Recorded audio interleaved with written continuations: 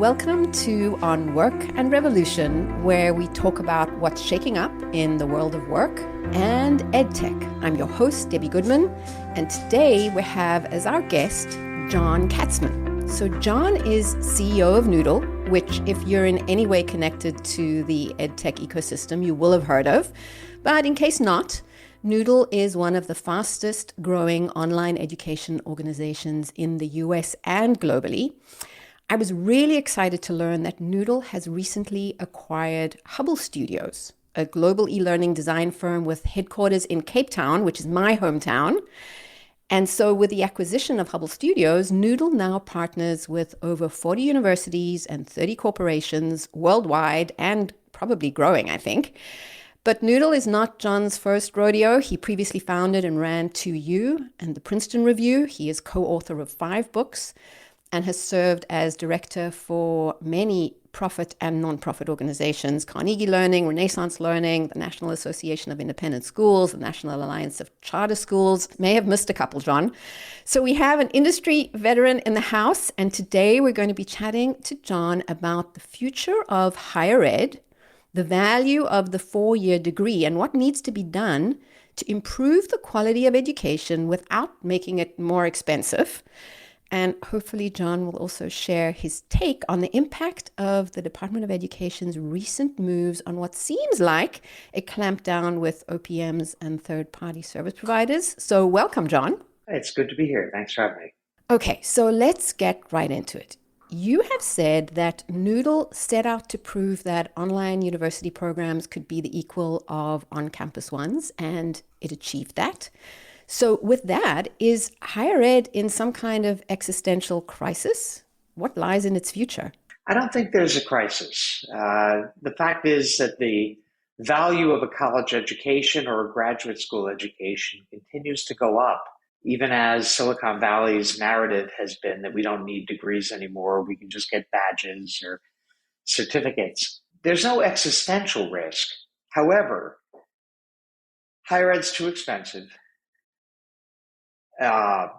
That has huge social impact, and it has an impact on things like graduation rates in the US, which are, around 50% 6-year graduation rates, and could be much higher. About half the people who drop out, it's related to money. So how we collectively as a community, the EdTech community, solves that problem without dumbing down the education in any way, that is the mission. I think for all of us. And so you must have been thinking about this a lot, because Noodle is part of the solution to that very problem that you've iterated. How do we start to fix this? How do we address it? I think the EdTech community can be part of the solution, and it starts by recognizing what the actual cost of higher ed is. Only about 20% is teaching, and that's the part we don't want to mess up, right? Is we don't want to, in any way, reduce the engagement between students and faculty and among students. Learning is fundamentally collaborative.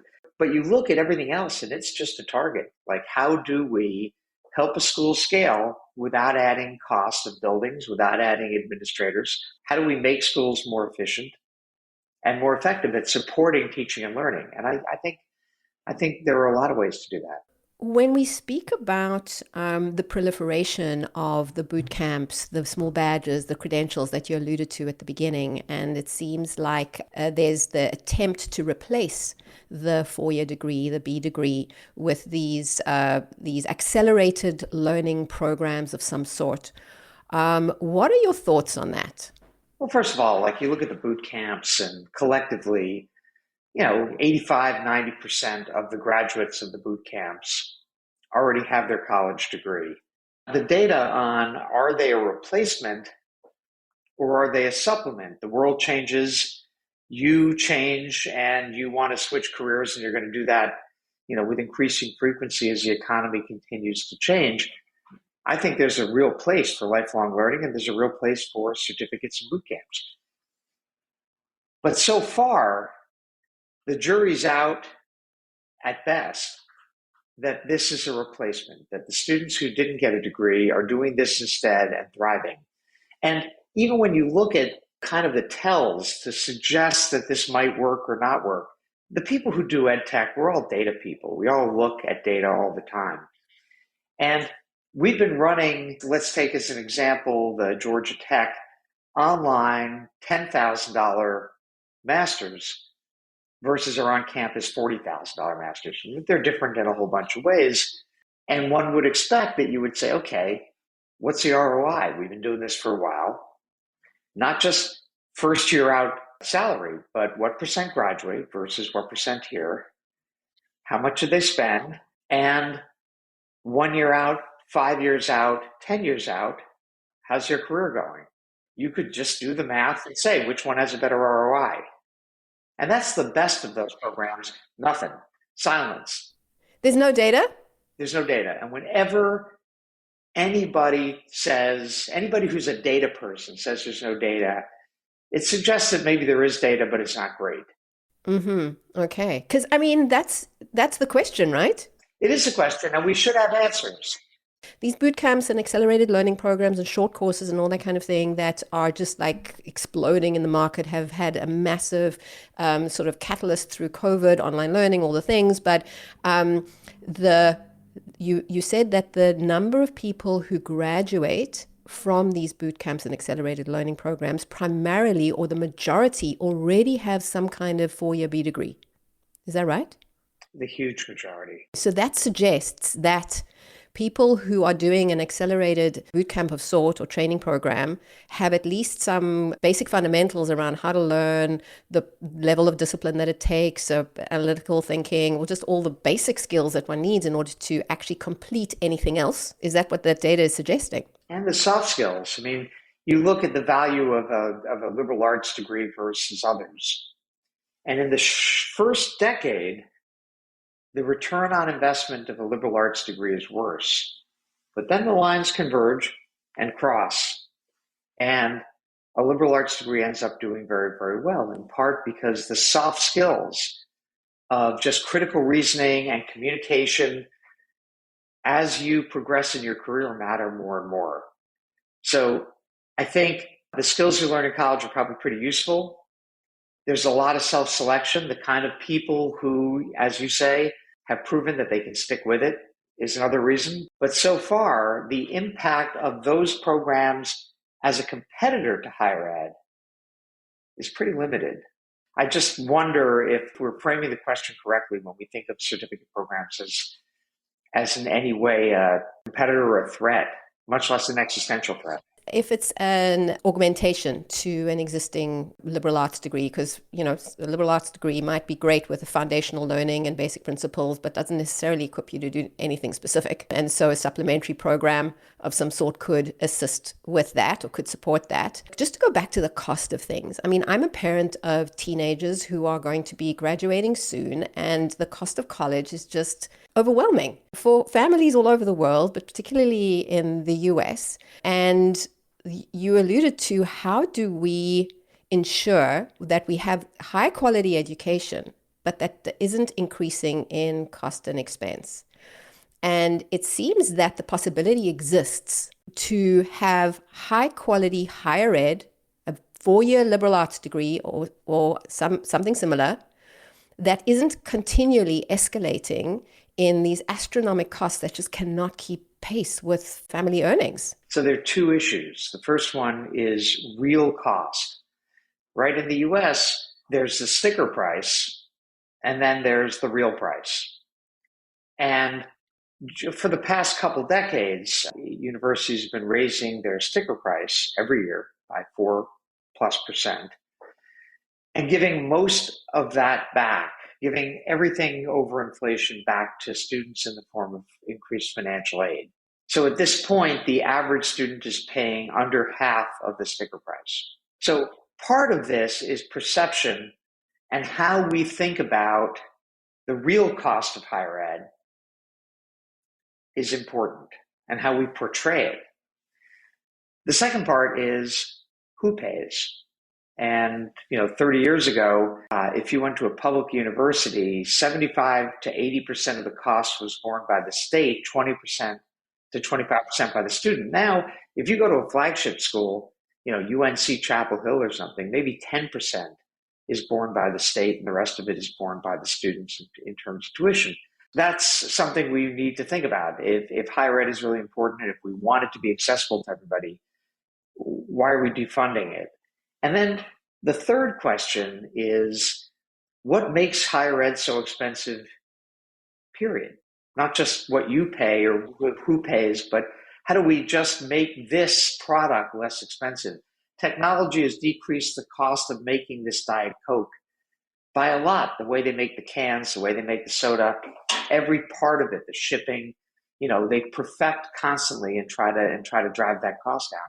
How do we do the same thing that it's still the same natural goodness that Diet Coke was 20 years ago, but less expensive to my hand? And how do we do that with higher ed? I mean, if we continue with the analogy of the great goodness of Diet Coke, then we're talking about the quality of education, the actual cost of learning programs going from the teachers to the students, which sounds like a really small portion of the total cost. And we understand that there's a whole bunch of additional costs of an on-campus learning experience. But then over and above that, there's all the marketing, the administration, the stuff that goes into creating a brand.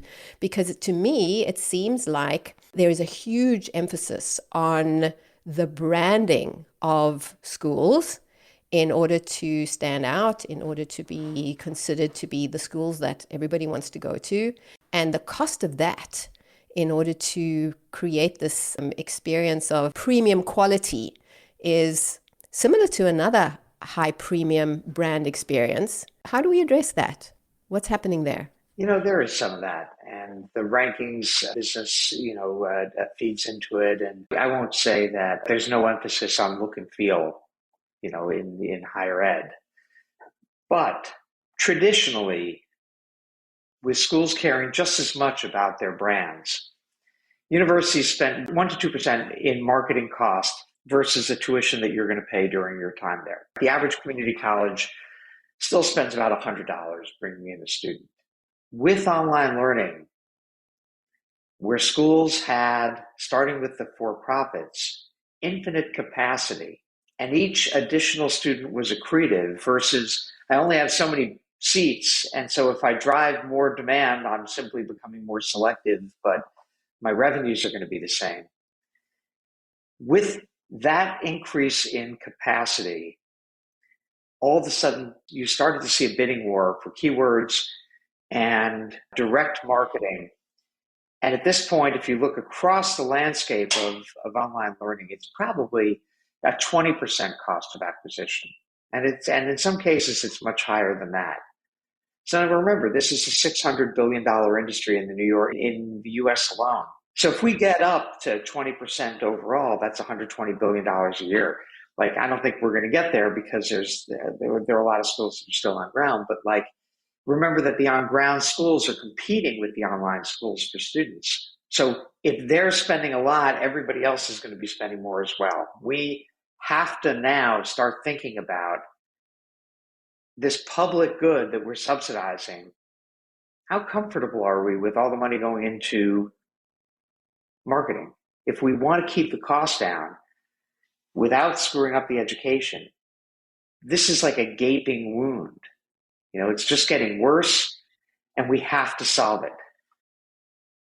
So let me use that as the segue into the Department of Education's moves regarding what seems like clampdown and certainly increasing regulation on OPMs, third-party service providers, particularly those that are in any way enabling an academic program eligible for financial aid, which seems like a very far-reaching. Is that an attempt to deal with the situation that you've just spoken about, or what's happening here? I think it is. There are two kind of pieces of the Department of Ed's thinking. The first one is about OPMs themselves. And a quick history lesson here, you've got the laws that, for instance, create Title IV, which is the student loan program in the US. And then you've got regulations that the department passes to enforce those laws, right? The regulations. And then every so often you issue a clarification. It's called the Dear Colleague letter that just says, when we said this, we meant this, right? You're just tweaking it. And you don't go through a whole process there. You just think it through and say, we can clarify. There are a series of regulations around marketing and recruiting, around incentive compensation, right? So I can't pay you a percentage of tuition to go find me students. I can't pay you on a per student basis. They're suggesting a revenue share model changes. Like traditionally, you just couldn't do that because it was abused. Those were the regulations. And in 2011, the department issued a Dear Colleague letter, guidance that said, oh, these bundled service providers, these companies that are doing multiple things, they can take a percentage of revenue. And I was one of the people who created an OPM, my last company, 2U, and I was arguing for that because the risk is so high and the cost is so high of building a new program, and you're never going to get the traditional schools to compete with the for-profits because they're just too conservative. You need to give us this flexibility to work this way because we can get higher ed into online learning. And they agreed on that. That trade-off they were willing to make. But over the past decade, more and more people are finding loopholes around this Dear Colleague letter and doing things that are not in the public interest, are not in the interest of schools, are not in the interest of students. And at this point, you've just got to start again. You've got to say that Dear Colleague letter was a mistake, or it was good then, it's not good now. What do we want to encourage? What do we want to discourage? And I think the second part of that, the notion of third-party servicers, these companies traditionally used for the companies that service student loans, they're using as a weapon to try, and I think they're going to narrow down, who is a third-party servicer, and they'll figure this stuff out based on everybody's comments. But the notion should be anybody involved in marketing and recruiting, we should get their data. We should understand what we are actually spending on marketing and recruiting, who's spending it, who's getting it, so that we can talk knowledgeably about how to fix this problem. The first thing you have to do is just get a handle on where's all that money going. And once we do that, then we can have tough conversations, because remember, it's not just schools competing with one another. It's Title IV schools, it's degree granting schools competing with the boot camps and everybody, right? They have to be able to compete. Marketing makes sense, and they have to be able to compete with each other. But to me, there's a real question of, do we have to subsidize them to compete? Or do we find a way to say, you spend that money, but that's your money. Like we're not helping out on that. Or how else do we discourage that kind of spend? I mean, it sounds like there's an attempt to sort of root out bad actors who are exploitative and not, business dealings that are not, acting according to high quality standards. But in the process, it might be also impacting the organizations that are operating fairly and well. So that could be negative. It could be negative, and it's tricky because what's a good actor? If you're doing a perfectly good job, you've decided that your business model is that 30% of tuition is going to go to us to bring this student to this school versus this school. Does that make you a bad actor? You're sending them to a perfectly good school, and you're counseling them and you're doing some other stuff. Like, is that a good actor or a bad actor? For me, that 30% makes you a bad actor. Everything else about it makes a lot of sense. At 5%, I'm with you. We're questioning the percentage or the rate of the cost that is being distributed to the various parties here. And that's just me.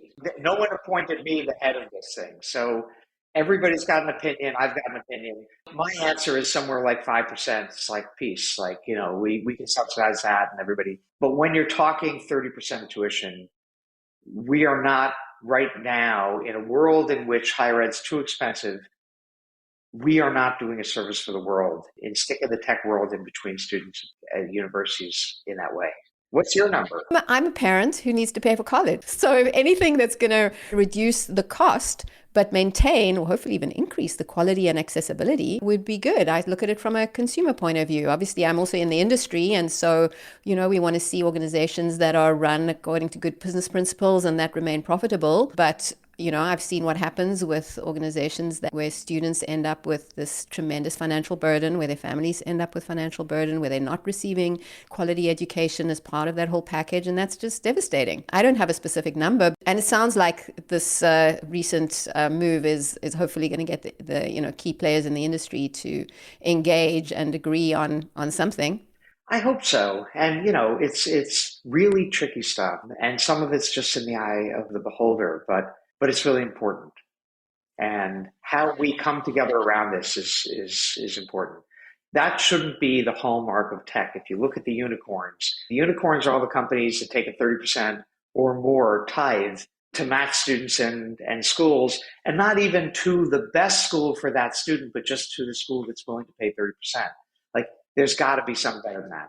Well, I guess that's where we're in the most highly capitalist country in the world, and profits speak very loudly. So we have to accept that that's got to balance out what you're speaking about, which is like the social impact to the country and the world. And that's where good policy is. Capitalists will do whatever the financial incentives are. They will steer in that direction. We have to set rules and the playing field such that when they bend towards the profit motive, they're bending also towards our public policy and goals. And what would also be great in this process, if this is a catalyst for more discussion, is there are so many organizations that are gathering data, is to have greater transparency and access and collaboration. Do you think that's even a possibility? Do you think that the industry could collaborate in that way? I put together a group. I haven't yet convened them, but a lot of pretty serious folks at the university side, at the policy side, and in the private sector to try to do exactly that, to try to create transparency, not just around where we spend money on things like marketing, but what kind of outcomes we're getting for which students. There are plenty of industries that self-regulate. And if you think of things like Energy Star or the MPAA ratings or in almost any sector, most of the important stuff is self-regulation. The government regulation is sort of a backstop. And I think we need, and put it this way, academically, that's what accreditation is all about. It's the universities policing themselves as to, what are we doing here? We need to do the same thing, not on the academic side, but on, again, marketing and outcomes, how we describe our impact. Well, there are these moments in time where industries have the opportunity to collaborate together and self-regulate as opposed to a government institution doing it for them. So hopefully this is one of those moments in time, and hopefully will result in some really great and positive outcomes. John, this time has flown. We've been at this for almost half an hour. I try and keep this to under 30 minutes. Thank you so much for your time. Good luck with all of the conversations that are up ahead. I hope to see amazing things. We didn't even get a chance to talk about Hubble Studios. I have no doubt that's going to be amazing for Noodle and for the industry. So thank you so much. It's a great team. Thank you for having me. Have a great week. Thank you. Bye now. Thanks for hanging around all the way to the end. It would mean the world if you would rate and review on Work and Revolution on your favorite listening app. It helps people know that the show is worth listening to, and so I'll really appreciate that. Thank you so much.